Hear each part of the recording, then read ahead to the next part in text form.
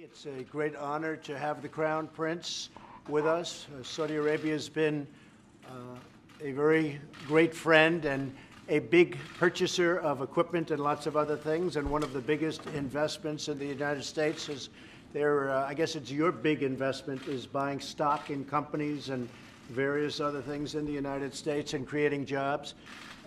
We've become very good friends over a fairly short period of time. I was in Saudi Arabia in May, and we are bringing back hundreds of billions of dollars into the United States, and we understand that, and they understand that. Some of the things that have been approved and are currently under construction and will be delivered to Saudi Arabia very soon, and that's for their protection. But if you look in terms of dollars, $3 billion, $533 million, $525 million. That's peanuts for you. Should have increased it. $880 million, $645 million, $6 billion. That's for frigates. 889 million, 63 million, and that's for various artillery. Some of the things that we're now working on, thanks, and that have been ordered and will shortly be started in construction and delivered. THAAD system, $13 billion. The C-130 airplanes, the Hercules, great plane, $3.8 billion. The Bradley vehicles, that's the tanks, $1.2 billion. And the P-8 Poseidons, $1.4 billion.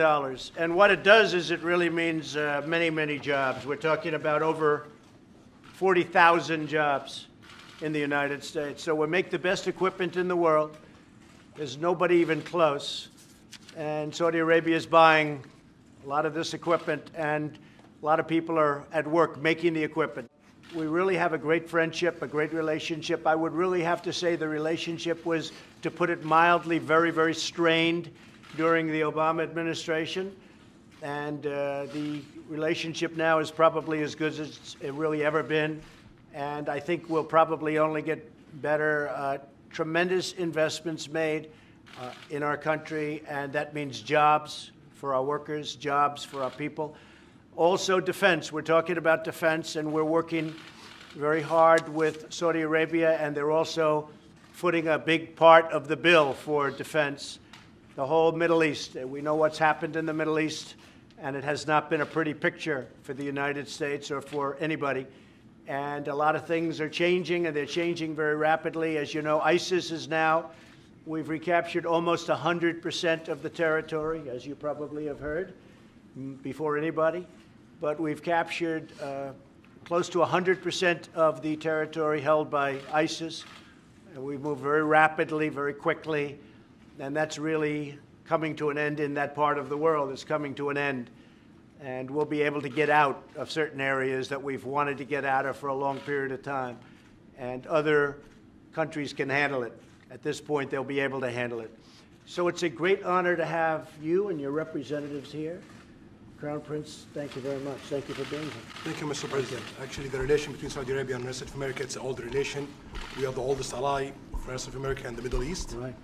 More than 80 years of alliance and big interest, politically, economically, and security in different area and a lot of area.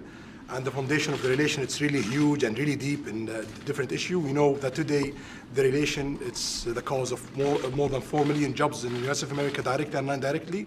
Also, it's a cause for a lot of jobs in Saudi Arabia, directly and non-directly.